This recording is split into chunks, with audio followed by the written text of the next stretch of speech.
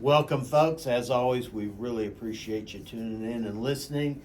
Today, we're going to do part two of why hire a real estate agent, FSBO, seller versus real estate agent. That's a for sale by owner, seller versus a real estate agent. Last week, we covered a lot of the statistics as to why folks choose to sell on their own.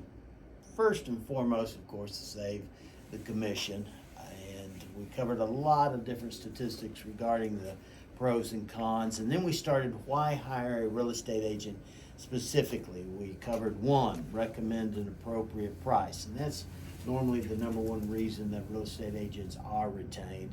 Number two was help a seller prepare their home for sale. Normally, most real estate agents have a great vendor list, vendors they work with routinely, and can help folks get their home ready to sell, help them stage it, so to speak. Today, we're going to jump to our third reason, and I think by far the most important reason. I mean, pricing it nowadays, you can look at Zillow. I wouldn't recommend there's estimates. There's too much statistical information showing those things are not always that accurate, but I think the number one reason that most folks hire a real estate agent is the marketing. An agent can control the promotion, but a seller controls the property and the price. So really it boils down to how good a marketer is the agent. And that, I believe, is what separates the FSBO from the real estate agent. Here's some ideas or tips I guess I would give out to any FSBO that's trying to sell it on their own. These are the type of things that an agent should be doing if you have a home or property you're trying to market under their obligations and responsibilities to you as your primary marketer of your home. Number one begins and ends with professional photography of your home.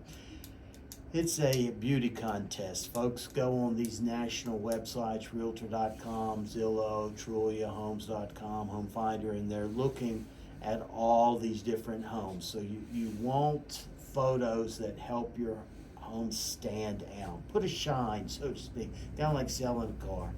You really want the best photos, the best angles to show your home. Number two thing that I recommend from a marketing standpoint is a 3D Matterport virtual tour of the property. I think that's particularly most important in a second home market.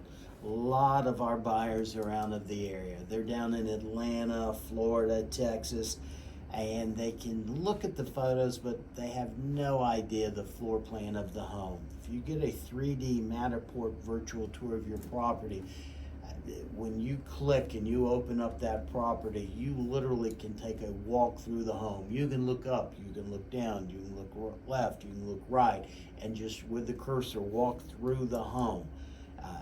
I think it should be mandatory if you're listing a second home that you get a 3D Matterport, because again, so many of our buyers are from out of the area. The third recommendation would be professional video of your home. Hire a videographer. For the same reason that you like the Matterport, I would get a professional videographer in there to drone the area so the folks can see how private the home is.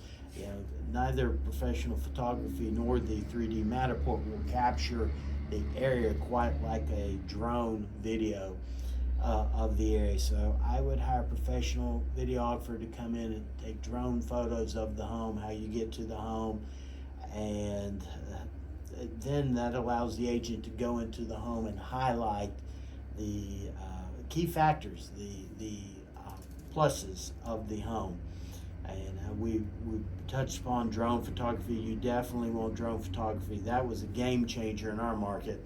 There's so many homes built on the sides of mountains, and you come up to the home, and used to the only picture you could get would be literally the side of the home where you pulled up, and or you could go try and go down the mountain and shoot up, but that was always awkward and troublesome, so to speak. So drone photography, now you just pop that drone out there, pull it up with the home level, get a back shot, a side shot, really enhances your view of the homes.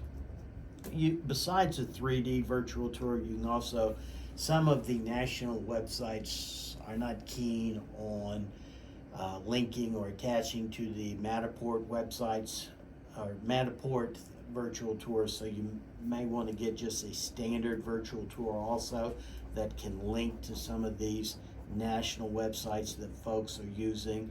And speaking of the national websites, you want to make sure that your agent has the ability to post your listing onto the national websites, or those so-called national portals, such as Zillow, Realtor.com, and Trulia. Those are the three biggies. If you're there, you're between Zillow, Realtor.com, and Trulia, which, by the way, Trulia is owned by Zillow. If you're on those three, the odds are everyone's going to see your home if they live somewhere else. So you want to make sure your agent gets you onto those national websites. Finally, you also want to make sure, speaking of websites, that they have the ability to get you onto the other national websites, and that's the franchise websites such as Caldwell Banker, Remax, Better Homes and Gardens, and Century 21. A lot of folks still go to the franchise websites to look at the properties. Another advent, this is something I started in real estate about 18 years ago, and this is something that's relatively new, is you want to inquire as to what kind of social media campaigns your agent is going to use. Folks, social media is kind of like the old, when I was growing up, you had ABC, CBS, and NBC. I remember when Fox came along, that was a big deal. You used to just have the three, NBC, ABC, CBS. Today, you have YouTube, Twitter, Instagram, LinkedIn, Facebook, have become the big network, so to speak, the attention grabbers. If you go into a restaurant, start looking around the restaurant, look at how many people are on social media. They're on their phones, staring at their phones mindlessly. So you definitely want to make sure your agent's taking advantage of modern social media, that they have a good YouTube channel, Twitter, Instagram, LinkedIn. And in our market, I would highly recommend Facebook. The demographic is just right. Our average second home buyer tends to be a little older, and whereas that buyer may not be on TikTok or Instagram, they're most likely on Facebook. That's the social media platform I would really recommend if you're going to be marketing a home that you're on, because of the demographic. Next, you want to make sure your agent has you on a mobile real estate app. So many folks nowadays, as we discuss social media, they're on their phones, they're on their iPads. You want to make sure that your agent, or if you're trying to sell it your own, you have some type of app that they can check out the home. Next, and I've started with the number one place folks look, that is buyers look to purchase a home, and that is on the internet. It's been a while since I looked at the stat, but it's 93-94% use the internet.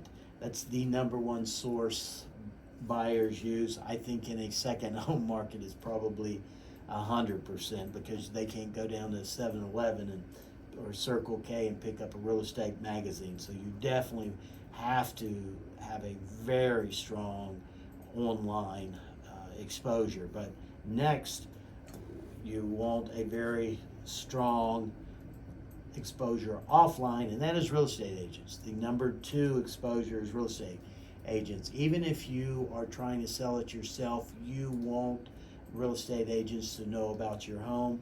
And when we come back from these commercial breaks, we'll dive into how to market your home to real estate agents best. Welcome back, folks. Today we're doing part 2 of why hire a real estate agent for sale by owners, sellers versus real estate agents. We're right now covering the difference in marketing. I really think from a marketing standpoint, here is the biggest differentiator, and that is, while I think that nowadays a lot of folks can post their homes on Zillow and some of these national portals, which is strong. I mean, you definitely want a strong online presence, and I think a lot of folks can post something to real estate onto social media, Facebook, Instagram. Here's where I think the kind of separates the two trying to get the home sold, and that is the MLSs, the multiple listing services. It is where agents look when they're trying to help a buyer find a home. In our area, we have 3 boards that I think if you decide to hire an agent, you want to make sure your agent is a part of. First and foremost is the Northeast Georgia Board of Realtors. It is the board that stretches from the LJ area up to our area and over into Hayesville, Murphy, Cherokee County. It is an agent of, or it's a board of local agents, the folks that are most likely working with the buyers looking for a home in our area. So you definitely want to make sure your agent is a member of the Northeast Georgia Board of Realtors. Number 2 is the other board in our market, which is the Mountain and Lakes Board. It's a more of a North Carolina-based board over in Cherokee County in Murphy. However, it also services our area. So let's say someone comes into the area to gamble over at the Harris and starts looking. That's the board you want to be on. You want the agents over there to know about your property, because most agents in our area are licensed in both Georgia and North Carolina, and that really is something you want to inquire about too. But so the first would be Northeast Georgia Board, the second would be the Mountains and Lakes Board of Realtors, and then finally this board is based in the Atlanta area, and it's the Georgia Multiple Listing Service. It is a massive board. I want to say last time I looked, they had approaching 40,000 agents. It boils down to massive exposure. Your home needs massive exposure. You can get it through the national portals, but you also need it with folks that every day are looking to help folks buy and sell property. And that is, I think key would be these 3 MLSs. There is a 4th one out there that does service our area somewhat. That is the First Multiple Listing Service, FMLS, the Atlanta area also. But I would say your top 3 would be Northeast Georgia Board of Realtors, Georgia Multiple Listing Service, and the Mountain and Lakes Board. Those are the key areas within which I think you would want to make sure your home is getting exposure. So when we're comparing a FSBO seller versus a real estate agent, we're on point 3, the marketing. First one was pricing your home, second one was staging and preparing your home, third one's marketing, fourth one's security. A real estate agent should be screening the buyers they're showing. As a homeowner, you get some stranger one evening knocking at your door saying, "Hey, how about letting me in?" and walking around your home.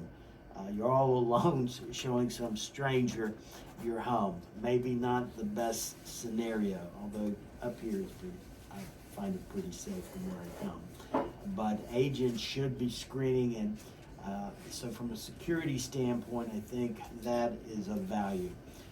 5th reason you may choose a real estate agent over going FSBO is ensuring buyers receive the proper disclosures.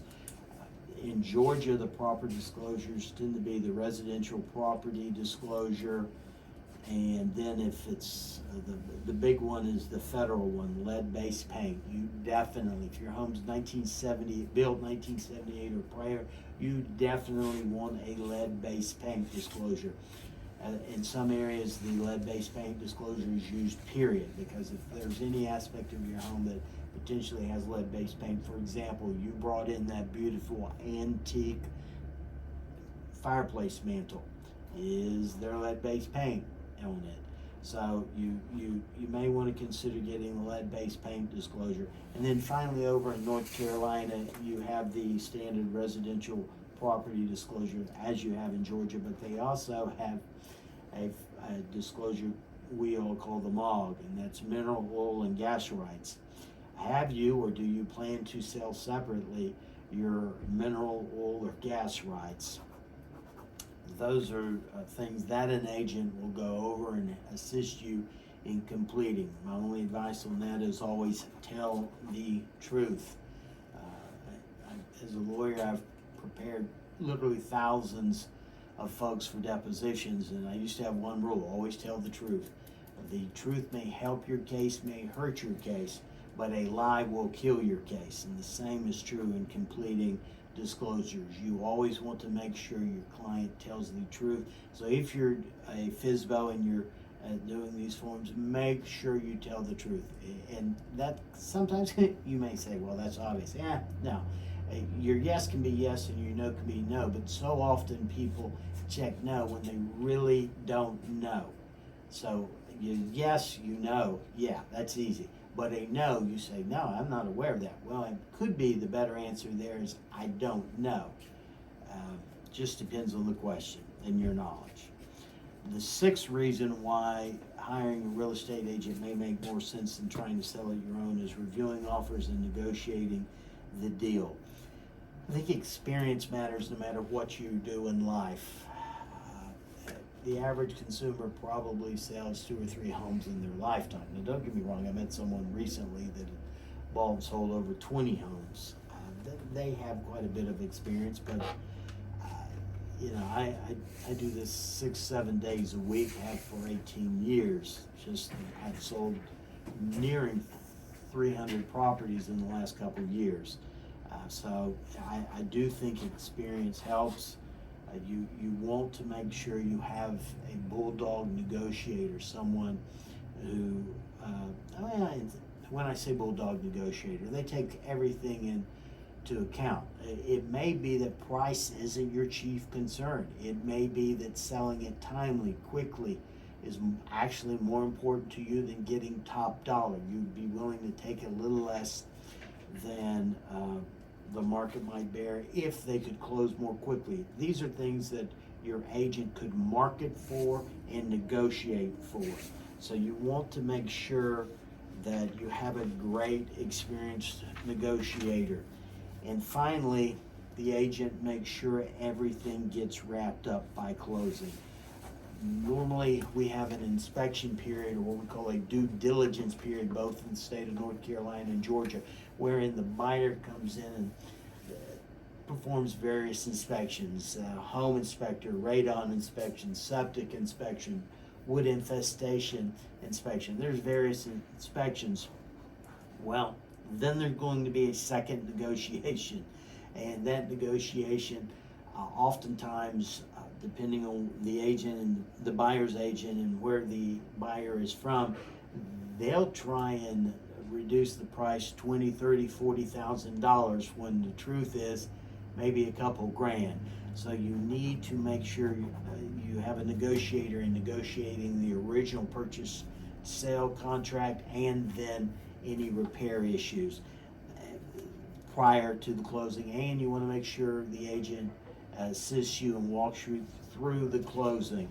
These are the 7 reasons I think that hiring a real estate agent probably makes more sense than not hiring a real estate agent in most markets. Now, don't get me wrong, if you're retired and you're tech savvy and you take great photographs and you have video equipment, things of that nature. I'm not saying going FSBO isn't a consideration, but it is the consideration I would.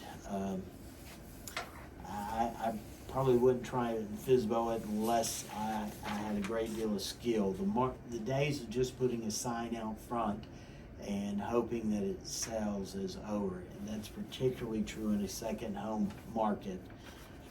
Now, let's say you've decided to hire a real estate agent. I have 10 questions that you will want to ask that agent before you hire. I mean, you need to look at it as a job interview. I would never hire an agent without just grilling them. And Packy has given me the 1-minute finger, and we're definitely not going to be able to go through these 10 questions asked before you hire a real estate agent. Perhaps we can dive into those next week if we don't have the scheduled guest, or maybe another week. As always, if you'd like a copy of my notes or a copy of these questions, just email me at rick@callrickandrews.com.